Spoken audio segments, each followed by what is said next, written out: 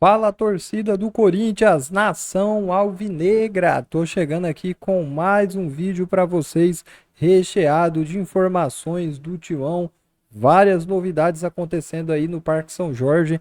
Com a saída do Cássio causou aí um alvoroço, mas nem só de saída vive o Corinthians. Tem aí possível contratação, porque outra polêmica muito grande tá rolando também lá no Flamengo, e é sobre Gabigol. Ele pode jogar no Corinthians. E aí eu vou trazer aqui para vocês as atualizações do caso. Tem a Emirates, possível patrocinadora para naming rights da Arena Corinthians. Tem também aí o caso do Fagner, que pode estar saindo do clube. É isso mesmo, tem muita coisa rolando nos bastidores e você vai conferir aqui agora. Antes, eu só peço que você se inscreva em nosso canal, ative o sininho das notificações para sempre que eu postar o vídeo você receber aqui rapidinho em primeira mão. Se você não é inscrito ainda, eu vou pedir para você que se inscreva, tá? E também like no vídeo e bora para as informações do Timão. Tá aí, galera, Cássio não é mais jogador do Corinthians, já se despediu, coletiva, coisa e tal, e agora o Timão pensa no seu futuro, porque clube é maior do que qualquer jogador. Apesar de o Cássio ter sido uma lenda, a vida vai continuar por aqui e o Cássio vai seguir a vida dele lá também. E quando se enfrentarem os dois clubes, é claro, um vai querer ganhar do outro, então idolatrias à parte, ídolo à parte, acabou por aqui. Agora o Timão pensa na sua vida e aí Carlos Miguel é o novo titular da posição.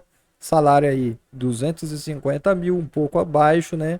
Se ele começar a brilhar aí, tem que renovar e aumentar um pouco, porque nenhum goleiro titular de time grande ganha esse salário, que é muito dinheiro, mas para jogador é pouco, né? Se você levar em conta aí, Gabigol pode chegar no Corinthians ou até ir para outro clube, né? Como relatou o Nicola, ele ficando livre pode ir até para o exterior, dependendo se abrir aí um leilão. O Timão, como tá com a situação financeira complicada, certamente vai ficar de fora. E aí eu vejo que o Gabigol tá até usando o Corinthians nesse momento, colocando camisa para se promover.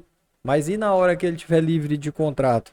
Esse amor todo que ele tá demonstrando aí, esse carinho, vai se converter em atitude de pegar a caneta lá e assinar o contrato, ou ele vai ficar com chove não molha, vendo proposta de lá, de cá, vendo quem paga mais?